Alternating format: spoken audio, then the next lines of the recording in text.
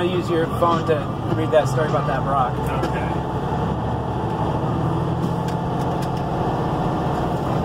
All right. I'm going to try to read it with a West Virginia accent. Although I don't know how people in West Virginia really are supposed to talk.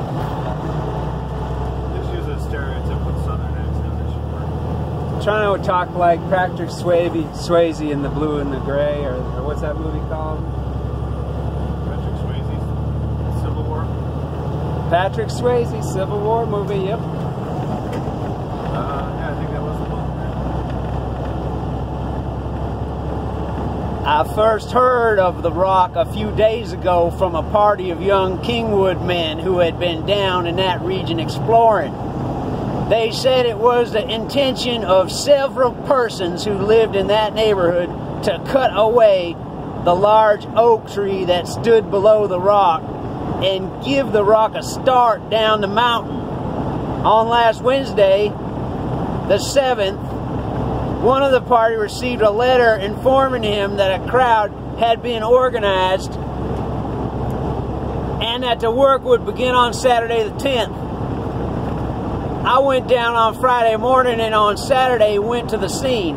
There were about 25 persons present from the neighborhood.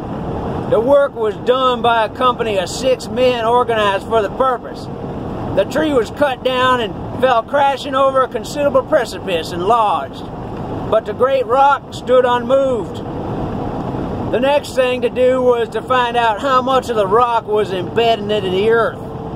Digging and shoveling continued for nearly 2 hours, and owing to the steep slope on which the men had to stand, it was no easy work. Great care had to be exercised also, for it was impossible to tell at what moment the rock might start thundering down the mountain. It was decided it would be too dangerous to dig any longer, for the rock was then in a position to lose its equilibrium from the slightest touch. One of the men pushed against it with his hand, but his weight defied his strength. A lever was cut and a fulcrum was erected. The lever was soon bending with the united efforts of several men of no ordinary size.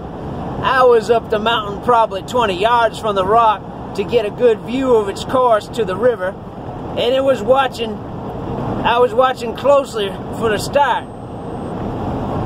"Now she goes," came to my ears, and I could see the top of the great rock going out from the mountain. Now slow, now faster, now crash, then a crash upon crash. The scene presented by that rock tearing and thundering down the mountain can't be imagined, but it cannot be described. It had a tendency to confound the sense and bewilder the reason. Great trees were torn from the earth and hurled into the air like twigs in a whirlwind, and trunks of mammoth oaks were torn and slivered in quick succession. On and on it went, making a clean-cut road from the start. The mountain trembled, and the spectators stood spellbound. The rock gained speed as it neared the river, which was in view of the lower end of the great lime wall. It now struck the last precipice, and after going outward and downward for more than 200 feet, it fell into the river with a roaring sound. After the dust and leaves and flying pieces of limb had settled, we could see a peculiar action of the water, but were too far off to discover the cause. A walk of more than a mile around, as it was next to impossible to go straight down the mountain from where we were, brought us to the river. But instead of seeing the rock, we saw the water rushing from every direction down into a huge hole, probably 30 feet square. During a half hour we were standing there, not less than 10 saw logs were drawn into the hole and disappeared.